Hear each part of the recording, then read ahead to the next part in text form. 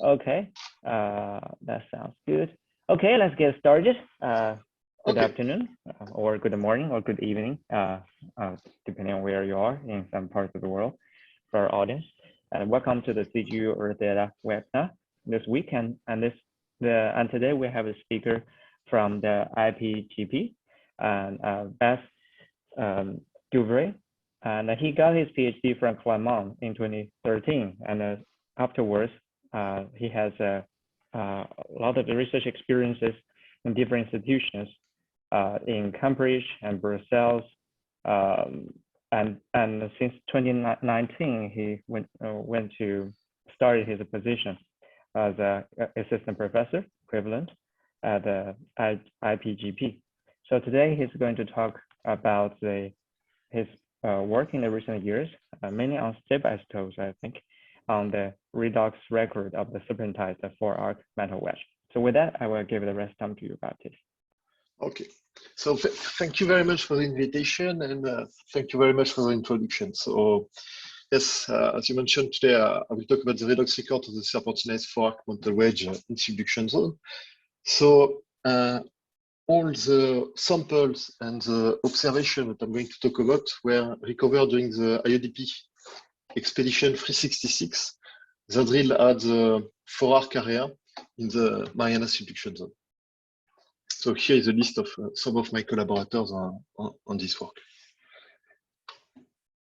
Okay, so as you know, subduction zone is a place where the oceanic lithosphere is going to be recycled toward to the deep mantle. And during its recycling, it's going to dehydrate and transfer a huge amount of fluid from the subducting slab toward to the mantle wedge. At depth, those fluids are believed to enhance peridotite melting and arc magma genesis. So those magma are quite remarkable as they tend to display high iron focus over iron total ratio and high volatile content relative to other kind of mantle-derived magma.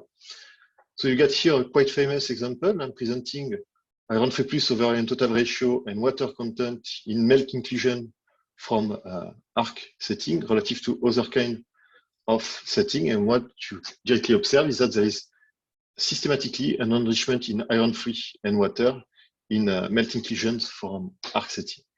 So those enrichments are interpreted as linked to contamination of the source of the magma and the mantle wedge peridotite by fluid that can modify this iron focus over iron total ratio.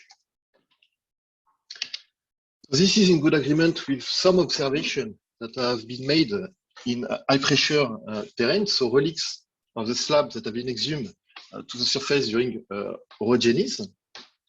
And in those high pressure terrains, there is evidence for dehydration reactions that occur at depth in subduction zones and then preserved a relatively high oxygen fugacity condition. So what does this mean? This means that during slab dehydration at depth, you are potentially able to release fluid that if they are transferred to the 4-arc mantle wedge, can modify this iron focus over iron total ratio. For example, carbonate or sulfate species can lead to an increase of the iron focus over iron total ratio in the source of arc magma. However, this model suffers of a high degree of controversies. So both in terms of arc magma significance of arc magma composition and observation of high pressure terrains.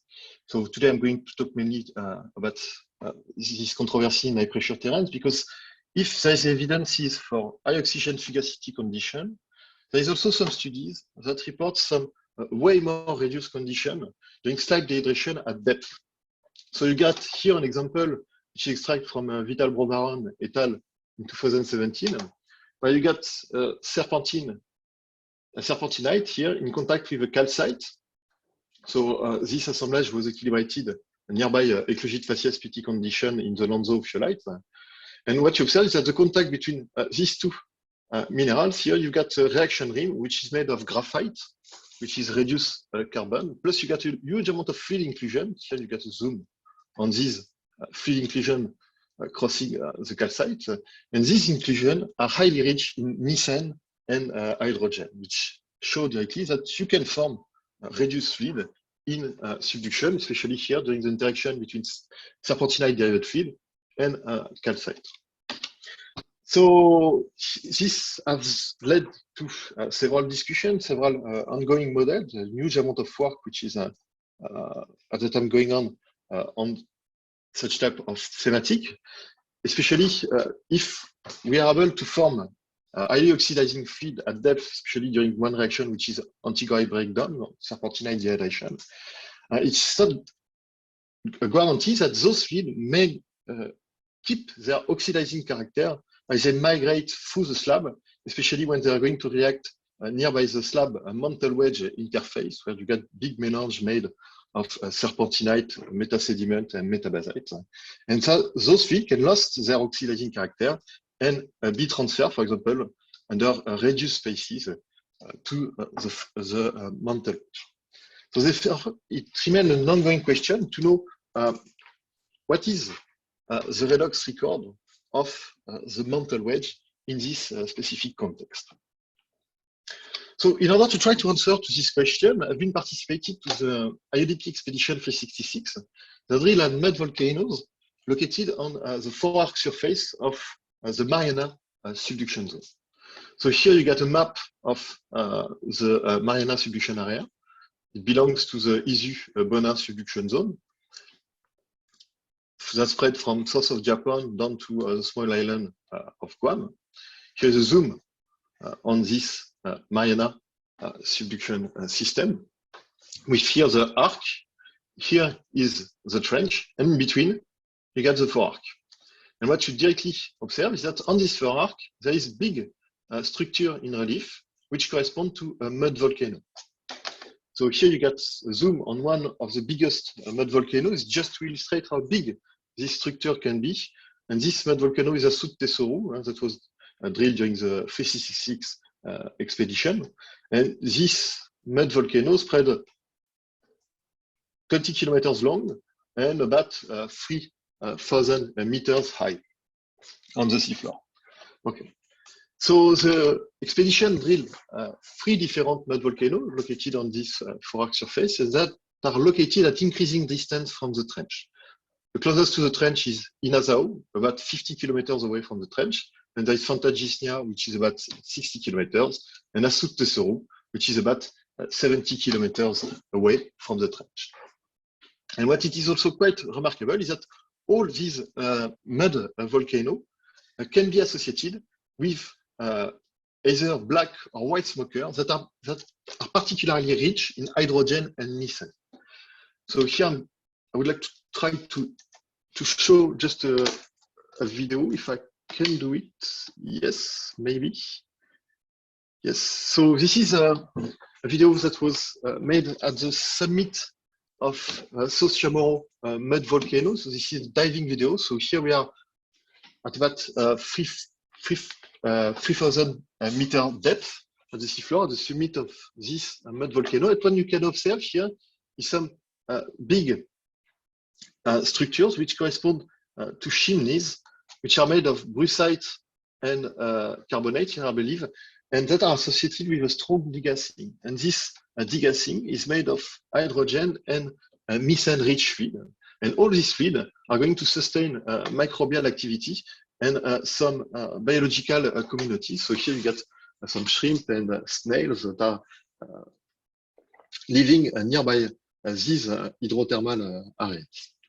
So this video is quite short, so I'm going to let it finish. Hop. Here we go. Okay. So I'm taking back the laser right now. Okay, so let's go back to the presentation. So here's a cross section of the Mariana forearc area. Here's the trench, here's the subducting slab. Above the forearc mantle wedge, which is highly serpentinized by slab derived fluid above the crust, and sitting on top the mud volcano. So here's a projection on this cross section of the 3 studied mud volcanoes, Inazao, Fantagisnia, and Asut Tesoru, locating at increasing distance from the trench. So when we are drilling this mud volcano, the first these mud volcanoes, the first type of material that we are going to bring back is going to be a serpentine-bearing mud. So those muds are mainly composed of serpentine and brucite minerals. They can display a dark blue color when they are relatively fresh. So by fresh here, I mean that they are formed below the forearc crust, so at depth, and then exhume through a normal fault through the surface. Greenish when they have been highly altered in the contact with seafloor. And what it is quite remarkable is that all these muds are going to bring to the surface some clast from the deep part of the forearc area. And the size of the clast is highly variable, from few millimeters up to here, few centimeters, but size even a way bigger clast. And I think the biggest clast that we recovered during the IODP 366 expedition was about 2 meters long, so quite big clast sometimes. The first type of material that we are bringing back to the surface is going to be crystal material. So either sediment, we get here an example with volcanic clastic microbreccia, or either really crystal material with here, for example, some volcanic ashes that are associated with nanofossils. A bit deeper material, the most common material that we are bringing back to the surface through this system is serpentinized forearc peridotite. So serpentinite that have been formed through the interaction between slab diode fluid and forearc mantle wedge peridotite. So here you get an example. So usually those clasts are highly serpentinized. They got a quite dark blue color. So this is here a serpentine from olivine. And here the white spot corresponds to serpentine from orthoperoxene. So that's what we name bastite texture. And here is a big vein crossing this clast. So here quite a big clast, 20 centimeters long. Last type of material, this is directly pieces of the slab that have been detached from the slab and then exhumed with mud through this mud volcano system. So different part of the slab, some sediment-rich lithologies with here an example with a carbonate bearing sediment sitting on top of a metabasite. And here is some metabasite, so way more crystal component that has cross-cut by carbonate bearing veins. So how do we know that those materials come from the slab? First, carbonates are not really believed to be stable at a seafloor surface on the forearc, because we are at about 7,000 meters depth at the forearc surface, so way below the level of composition of carbonates. Plus, these metabazites will display OIB kind of composition in terms of geochemical point of view. So as there is no OIB reported on the forearc surface, this means that these are cements that have been subducted, detached from the slab, and then exhumed through the mud volcano system. But the biggest argument to say that they come from the slab is that these metabazites preserve evidences for high pressure, high temperature, and dehydration reaction processes. So here you get an example presenting lawsonite minerals associated with fungite. So lawsonite can be here identified with aluminum mapping and fungite with potassium mapping. So these two phases, lawsonite and fungite, are quite classical for blue schist facies PT condition. So this is about here PT estimate where nearby 1.6 GPa and 600 degrees. But it is also quite interesting here is that those high pressure phases are associated with aragonite here, and aragonite tend to display indented boundaries at the contact of these high pressure phases. This means that there is probably ongoing dissolution of carbonate in slab derived fluid that are released in this subduction system.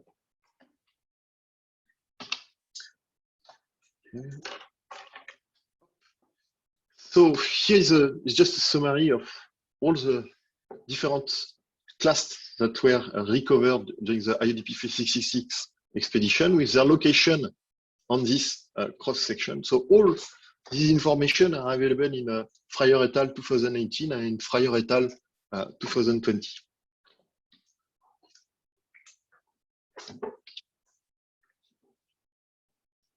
Okay, and starting from now, I'm going to focus mainly on one type of class that was recovered, which corresponds to serpentinized peridotite class. And I'm going to try to answer to this big question, which is what is the redox record of a 4-arc mantle wedge serpentinite in this context? And I'm going first to focus mainly on iron, which is a major element in those rocks and which is one of the main components which is involved in redox reaction. And I'm going to try first to answer to this small question, which is what is oxidation state of iron in 4-arc serpentinite? And as magnetite and iron serpentine, bearing serpentine are the main iron phases in those rocks, I'm going first to look to what happened to those rocks, to those minerals in this class. Okay, so first type of class serpentinized ultramafic clast that was recovered correspond to lizardite bearing serpentinite. So lizardite is a low pressure and low temperature serpentine variety. Those clasts tends to be variably serpentinized from 50% of serpentinization up to 100% of serpentinization. And what we can observe on this picture is that serpentine directly form at the expense of mantle bearing minerals. So here is mainly olivine, but in some samples there is also some orthopyroxene relics. And here is a mantle spinel which display a U-rail shape. And the lizardite veins cross-cut directly mantle minerals. So they directly form at the expense of these mantle minerals. So we try to estimate temperature of serpentinization of those clasts by using oxygen isotopes and equilibria between serpentine and serpentinite pore fluid. And what we got is quite relatively low temperature of serpentinization, with temperature of serpentinization that were estimated between 180 and 200 degrees Celsius. But it is also quite remarkable with such type of sample is that there is almost no magnetite associated with the serpentine. Indeed, the only evidences for magnetite in such type of rocks correspond to very, very small veins and quite rare veins in thick section. Here they are brown, so this corresponds mainly to brucite, so iron poor brucite, that is associated with very, very small grains of magnetite. So we try to map the distribution of dense particles within the class by using CT scans. So here you got 3D mapping of one of these lizardite bearing serpentinites. And what you can identify is two different sorts of dense particles within those class. The first one corresponds to euhedral shape isolated particles, which are likely to correspond to mantle spinel that have been preserved to the during the serpentinization of the rock. And second type of class, dense particle correspond to elongated veins, which are made of very small magnetite grains, which are oriented along preferential planes. So those correspond to the magnetite-bearing veins that we observe in thin section. So we then try to estimate the modal amount of magnetite crystallizing in those samples by using magnetic properties. And we got, in agreement with petrological observation, quite low estimate with magnetite modal amount which vary between 0.2 and 0.7 weight percent. Second type of clast that we recovered was antigorite and lizardite bearing serpentinite. So antigorite is a high pressure, high temperature serpentine variety. And it will crystallize in those class directly at the expense of lizardite bearing texture. So here you got an example with some relics of lizardite bearing mesh texture, which are surrounded by antigorite lamellae, which display penetrative textures. So this means that those lamellae had formed at the expense of lizardite. And there is also big veins of antigorite that cross-cut all these previous lizardite bearing textures. In the center of the biggest vents in these samples, we can also observe some brucite, iron poor brucite, which is associated with large grains of magnetite. So the grain size of magnetite vary from about 10 micrometers wide up to 100 micrometer wide. So as previously, we've tried to estimate the temperature of serpentinization of the class by using oxygen isotopes. And what we get this time is temperature of equilibria between serpentine and serpentinite pore fluid, which are between 240 and 280 degrees. So a moderate increase of temperature during antigorite crystallization in those clays.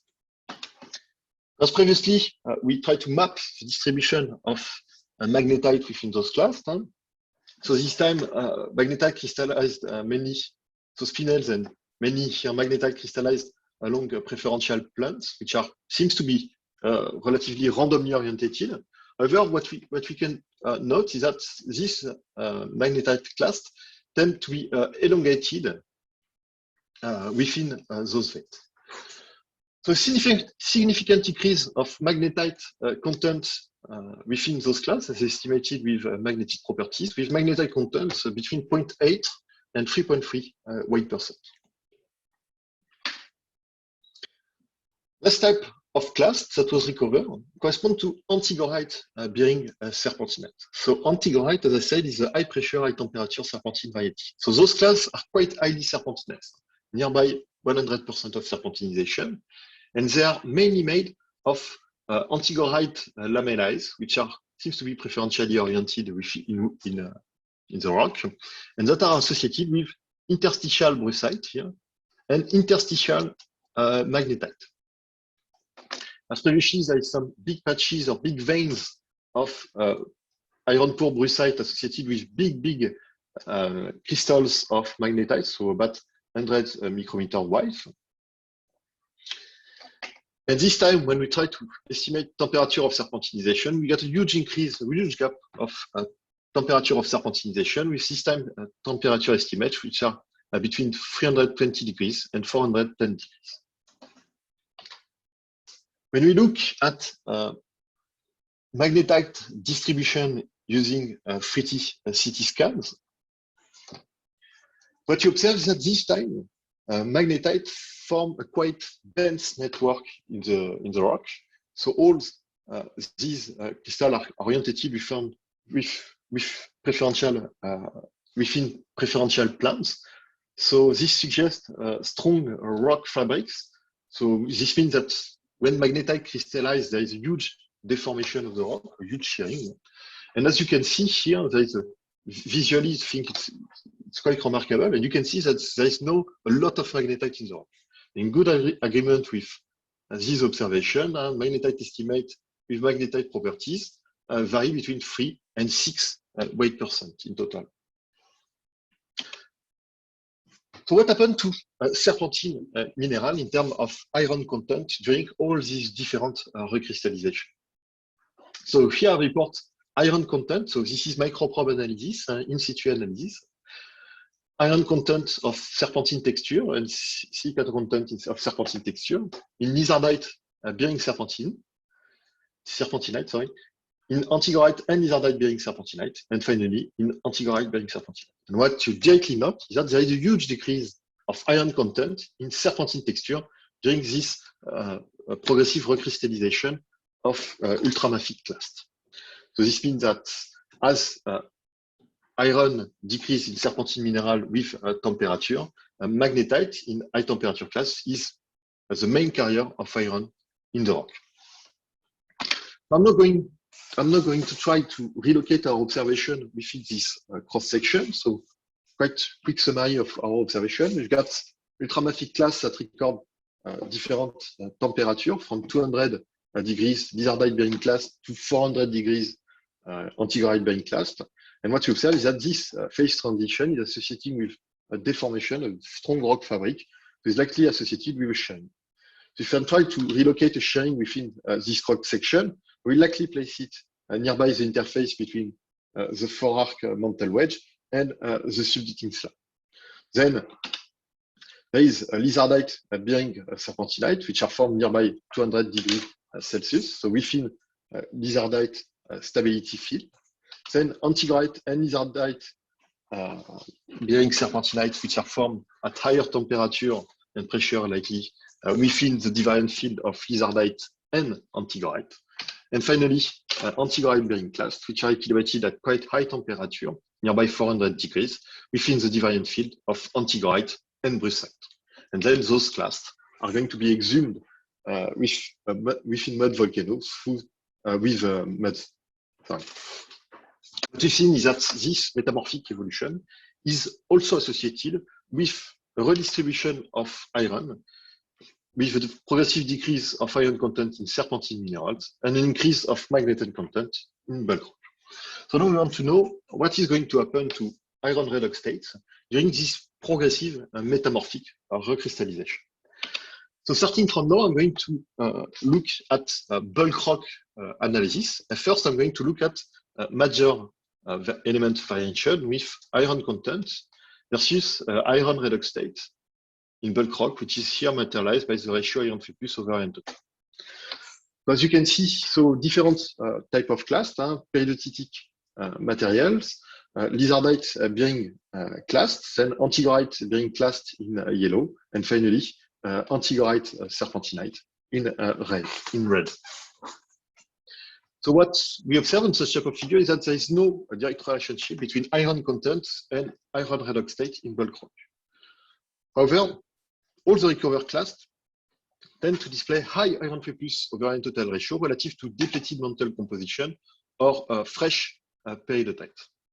Plus, there is a big increase of iron redox state, iron free plus over iron total ratio, passing from lizardite bearing serpentinite, so low temperature clast, to antigorite bearing serpentinite, so high temperature clasts. So having an increase of iron free plus over iron total ratio in serpentinite, it's something which is quite classical, I will say. Indeed, in abyssal context, it is fairly known that there is an increase of this iron free plus over iron total ratio during the progressive serpentinization of the peridotite. So here the serpentinization is approximated to loss on ignition, which is a volatile content in bulk rock. So basically during serpentinization, you replace anhydrous mantle mineral by serpentine mineral, which are really rich in water. So you directly increase the loss on ignition. What you can see is that as you serpentinize the peridotite, you increase the ratio iron free plus over iron total in bulk rock. This is fairly explained by the percolation of water within the rock, which is going to enhance iron oxidation. So here is the iron 2 and here is iron 3, mainly here in magnetite. And this has to be associated with reduction of water and hydrogen production. So here I'm now plotting the result of Mariana ultramafic clast analysis. So there is a quite good overlap between serpentinite clast recovered during the Mariana expedition and abyssal data. However, what we can observe is that for given serpentinization degree, so L loss on ignition value, there is a systematical gap of iron free plus over iron total ratio passing from lizardite bearing serpentinite to antigorite bearing serpentinite. This means that this gap of iron free plus iron redox state cannot be explained by differences in serpentinization degree in wool rock.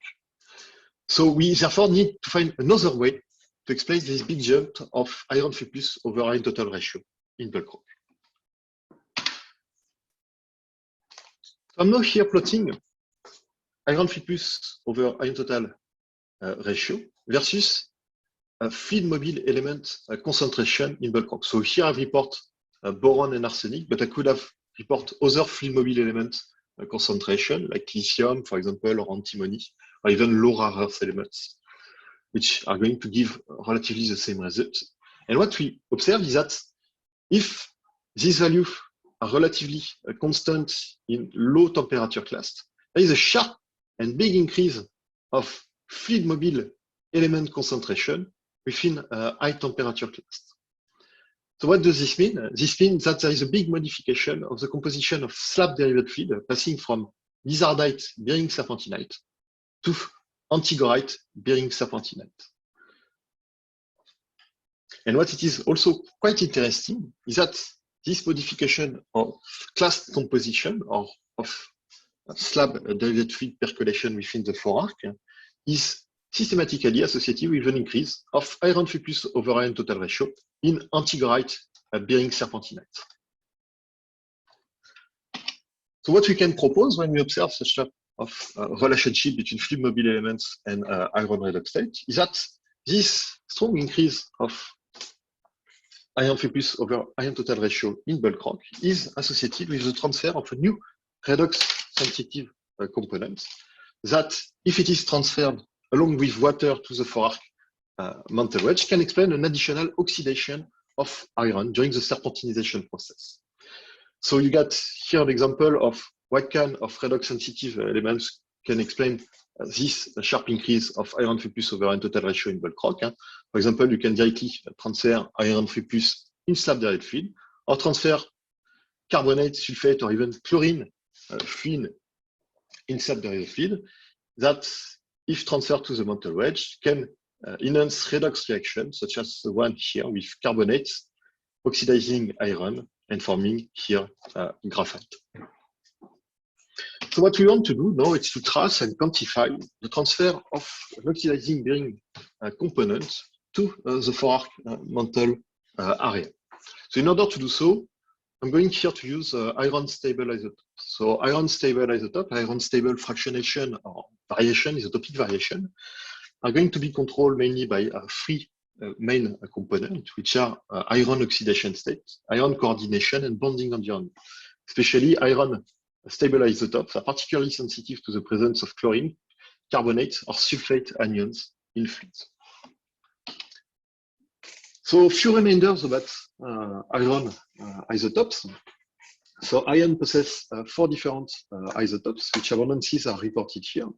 And starting from now, I'm going to talk about the D56 iron. So the D56 iron is a 56/54 iron ratio in a sample versus the same ratio in a standard. And this is expressed within a Permin notation. So stable isotope variation or isotopic fractionation will result from an isotopic exchange between 2 different substances. Here it will be mainly between a liquid and a solid. So here you got an example with carbon isotope equilibria, generating some isotopic variation, isotopic exchange between methane and carbonate.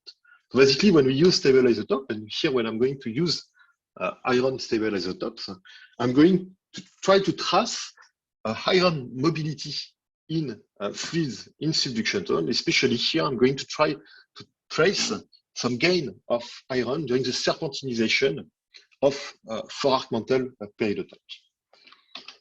This mobility of iron in slab-derived fluid will be mainly influenced by differences in element bonding environment, including oxidation state and coordination. So here you got an example of illustrating how iron redox state can influence the iron isotope composition of minerals, with here iron free plus bearing minerals that tend to display higher D56 iron or D57 here iron value relative to iron 2 plus bearing minerals. So basically, when you pass to iron 2 plus bearing phases to iron 3 plus bearing phases in an open system, you are expecting to get an increase of D56 iron value. It's just to illustrate how you're expecting this to work. Okay, so let's go to the results and D56 iron results. So here's a map of the different drilled mud volcanoes during the 366 expedition. And for this iron isotope study, we got also access to South Chamorro samples, so classed, that were recovered during a previous ODP expedition. Here is a presentation of the results, so with histograms that compare the distribution of D56 iron value according to the different study mud volcanoes. Inazao closest to the trench, South Chamorro furthest away from the trench. And what we observe is that there is no obvious relationship between a D56 iron value in ultramafic class and the location of the mud volcano. However, when we compare Mariana Forark class value to other kind of serpentinization settings, so abyssal or orogenic, what we observe is that all these classes tend to display a low D56 iron value. So with value, average value nearby minus 0.07, which is way lower to what is reported to orogenic in orogenic context and in abyssal context. So this suggests that Mariana Forark serpentinite display isotopically light value. So if we want to try to bring a quick conclusion, we can start to propose that perhaps this value can reflect the transfer of a slab bearing component which have an isotopically light signature. However, before being too conclusive, too quick to conclude something, we need first to investigate other processes that can, for example, influence the D56 iron variation, especially in mantle peridotite, so in the protolite composition before its serpentinization. Indeed, in abyssal context, in orogenic context, it has been shown that peridotite can display a large degree of D56 variation, so from nearby minus 0.15 up to nearby 0.15, and that those variations are influenced by the fertility of the protolith composition. So here I've got two proxies of fertility composition with here alumina over silica and terbium here concentration. So high alumina over silica ratio means you got something which is quite fertile, so highly rich in clinopyroxene, something likely like a larzolite, while when this ratio is low, you got a protolith which tends to be quite depleted, so something like a dunite. And what you observe is that fertile end member tends to have high D56 iron value, while depleted end member tends to have low D56 iron value. I'm now plotting results of the analysis of ultramafic class along these two different plots. So those classes tend to display low alumina over silica, and this is something which is quite classical, and Forark have been intensively melt before being serpentinized in the Forark position. And what we observe, however, is that there is no obvious correlation between alumina over silica ratio and the variation of D56 iron value. Plus, we've got a huge amount of outliners which are completely out of the field of abyssal peridotite. So what we can conclude is that although there is an influence of peridotite protolite composition on the D56 iron value before serpentinization, as there is no relationship between D56 iron value here and the indices of peridotite fertility, we can propose that most of these isotopic variation may reflect a mobility of iron in fluid during a Forark serpentinization. Indeed, when we have a look to a D56 iron value versus indices of slab derived feed percolation within the Forark, so here with boron and arsenic, what we observe is that there is a correlation and a decrease of D56 iron value as boron or here arsenic increase in Forark mantle peridotite. This is particularly true in antigorite bearing serpentinite, where there is a striking correlation between these two different parameters. So this suggests that the D56 iron variation that we observe is directly linked to an addition of boron and a fluid with isotopically light signature within the system. So now let's have a look to the D56 iron value with the variation of iron free plus over iron total ratio. And what we observe is that as we decrease the D56 iron value, we tend to increase the iron free plus over iron total ratio in bulk rock. This means that there is a relationship between these two different parameters. And we need to explain what does control this relationship. One way to explain this relationship is to first consider an addition of iron 3 plus within the 4-arc setting. Indeed, if you add iron 3 plus to the 4-arc, you can explain this a normal increase of iron 3 plus over iron total ratio in antigorite bearing serpentinite. However, what theory is saying to us is that iron 3 plus bearing phases tend to display high D56 iron value relative to iron 2 plus bearing phases. So if such type of equilibrium were controlling the stable isotope variation in the 4-arc mantle wedge area, what we should observe is the opposite correlation between D56 iron value and iron 3 plus over iron total ratio in a serpentinized clast. So what we can conclude is there is likely no addition of iron 3 plus in fields by slab direct field in the 4-arc setting. The other way to explain such type of correlation is to consider the transfer of an oxidizing iron 2 plus this time bearing component by field. And especially here, I'm going to consider the transfer of iron bearing carbonate. Why? Because those complexes are known to display relatively light value in slab derived field. Plus, the transfer of such type of fluid within the 4-arc can lead to a strong additional oxidation of iron through a reduction of carbonate into, for example, here, graphite. Plus, so basically, such type of equilibrium can explain this anormal relationship between D56 iron value and the iron 3 plus over iron total ratio in serpentinized 4-arc period. Plus, this is also in good agreement with observation made on slab bearing components in this subducting area, where we observed the ongoing dissolution of aragonite, which has suggested a strong mobility of carbonate in slab derived field in this context. However, if we get evidences for an iron oxidation, here with stable isotope for the transfer of light bearing component, which is likely to be complex with carbonate, we need now to complete this redox reaction to find a reduced carbon bearing component. So we are currently working on this part in serpentinized 4-arc class, but what we can already invoke here is that there is a big amount of iron reduced species in serpentinite pore fluid. Indeed, here you got an illustration presenting here Inazao versus Asut Tesoro pore fluid composition in terms of methane and hydrogen, and here ethane and methane.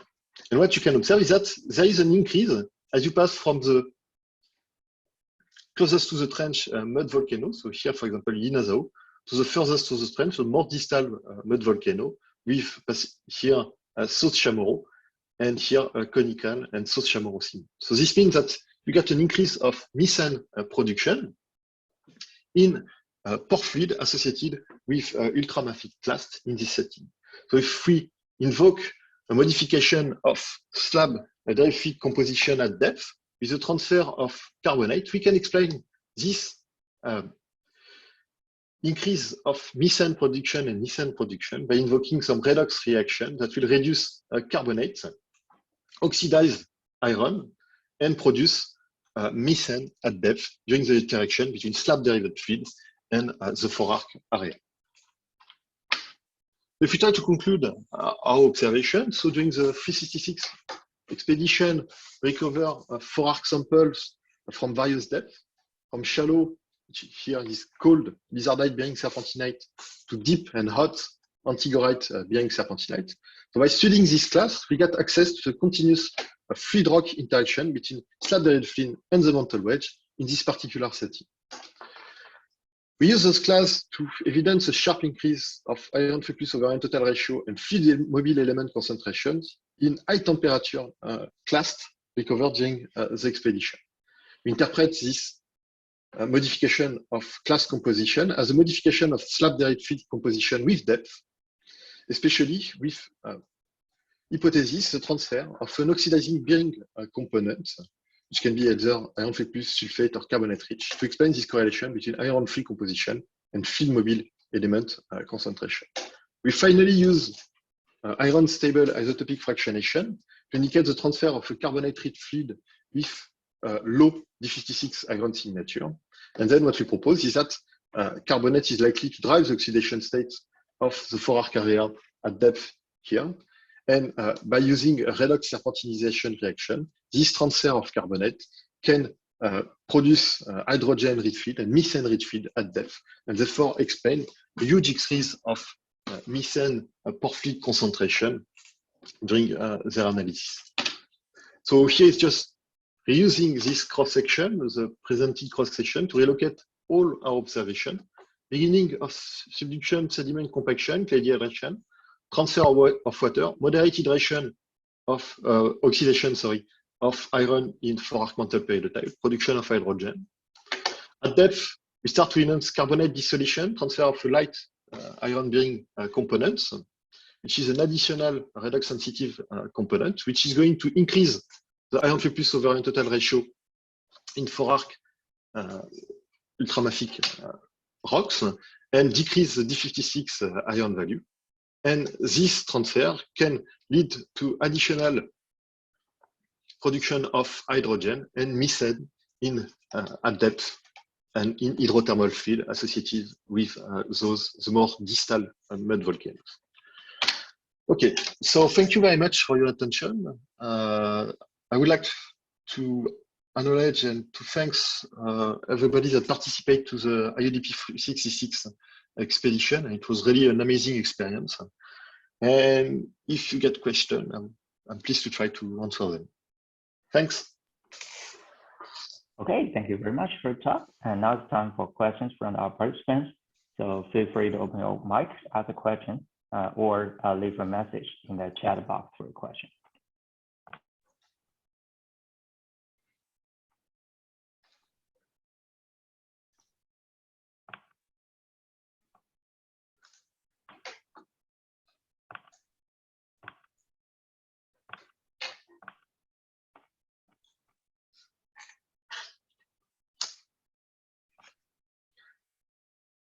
So I guess it's a no question.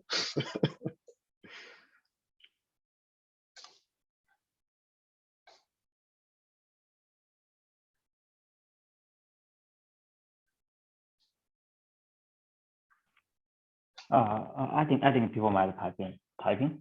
Actually, I have a quick question. That for you have not shown in your presentation, but in your 2021 TCA paper, you mentioned about the zinc isotopes, and then you also mentioned about the zinc, let's say, the interaction between the zinc in the carbonate fluid, etc. But in that work, you cited about Savranjensky 2014, but when I checked that paper, they didn't include zinc. It is mainly magnesium or iron, as far as I could recall. So did you recalculate it with the zinc in the equation state water, or do you use, for example, some elements as a proxy for that? So we had a look for zinc isotope in this system also. But what was quite surprising, so I don't have many things to show right now, but what it was quite surprising is that we don't have any fractionation for zinc isotopes. We got roughly mantle or mantle-like value in these settings. And this was really surprising because when we are looking to other settings, usually when you get strong carbonate mobility, what you expect is a huge zinc fractionation and small iron isotope fractionation. Why? Because there is only a small amounts of iron within carbonates, while let's say 4-arc is highly rich in iron. While for zinc, I mean, you can store relatively high amounts of zinc relative to 4-arc peridotite. So we got the answer. We proposed an answer which was mainly based on a thermodynamic result from someone who is named Vincent Millesi, who shows that actually iron-bearing carbonates are going to be highly soluble at relatively low temperature. And what Vincent has shown is that at the beginning of subduction, you are likely to solubilize the mineral like siderite or even ankerite. So basically, you can transfer and you can solubilize those minerals quite highly in slab-derived field. While at high temperature, what we mostly observed in eclogitic ophiolites is that the carbonate, which is likely to be formed in high temperature system, is going to be magnesite. So what we can propose is that at the beginning of subduction, you are likely to enhance strong iron mobility with fluids that are going to be kind of highly fractionated. So you can create such type of huge, big iron isotope fractionation, while as soon as you are going to higher temperature and higher pressure system, you are going to have the opposite. So small iron isotope fractionation and probably a big zinc isotope fractionation. So that's what we've proposed recently in Almirez, for example, in the 2021. And I think this was also in good agreement with some observations. So yeah, I don't have the name of the authors that did that, but that reported some big carbonate fractionation in arc lava settings. So I think it was a good complementary shot. Okay. Thanks for your clarification. And so let's read one of the questions from the audience participant, Li Jilei from Institute of Geology and Geophysics, Chinese Academy of Sciences. And he asked for that a nice talk. Because how do you see the H2O itself from slab as an oxidizer for the mantle wedge, as proposed by Tolan and Herman in Nature Geoscience in 2019? So Jilei doesn't have a microphone here. So okay, so I don't have in mind really the Tolan and Herman paper. So basically what they propose is hydrogen diffusion or something like this in mantle mineral. So I don't think that here you can compare what Tolan and Herman are saying with what here we are looking at. Why? Because temperature will have a huge control on this. Here we are quite relatively low temperature relative to what Tolan and Herman are discussing.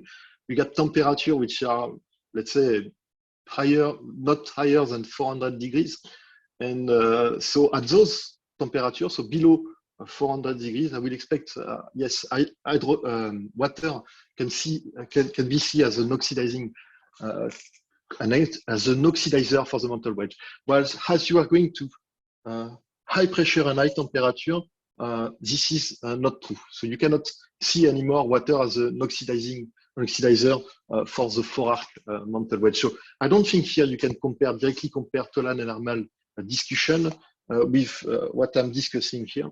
So this is notably well explained in the Ballhaus and Frost comment in I would say 95, that discuss the potential oxidizer of water in terms of temperature, and they're saying that in low temperature environment, like for example here, what I'm discussing about 4-arc area, but also in abyssal context, water can be seen as an oxidizer, while as you are getting nearby 600, 700 degrees or even higher, it cannot be seen itself as an oxidizer.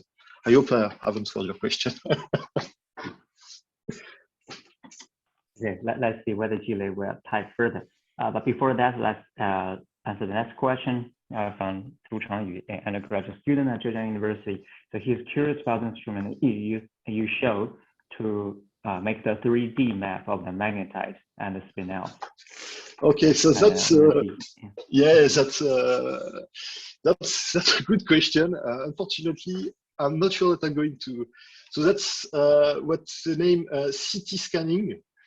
So this has been done in Georesources in Nancy. So this is Bastien Walter who did this. So I don't have here all the record of how to do this. But if you send me an email, I can find the reference for this and send you all the information that you need to know this. Yeah, basically the basic principle for this 3D mapping of the magnetite spinel is that they do have a different density. Yes, and yes, matrix minerals. Yes. So basically, we can do that. And in some places, if people do the, let's say, micron level samples or multi-microns, like a diamond emerald cell experiments, people go to the synchrotron beam. So you shine very strong X-ray for that. But there are also micro XR CT labs, not many, but there are more and more now in the world now to scan the rock samples.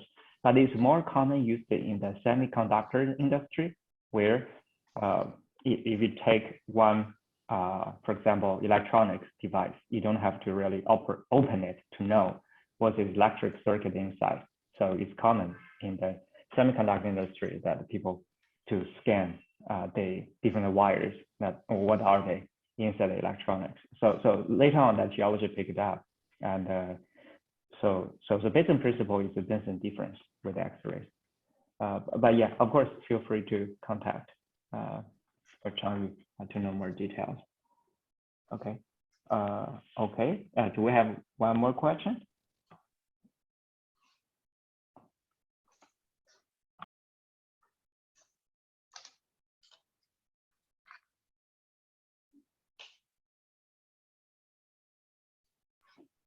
Okay, I think it's perfect that we conclude today's seminar in like 1 hour sharp.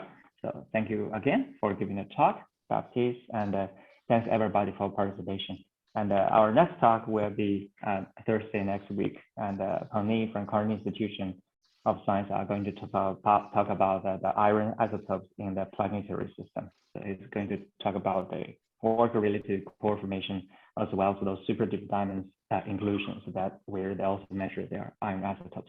So with that, thank you everybody again, and have a good day. Okay, thanks.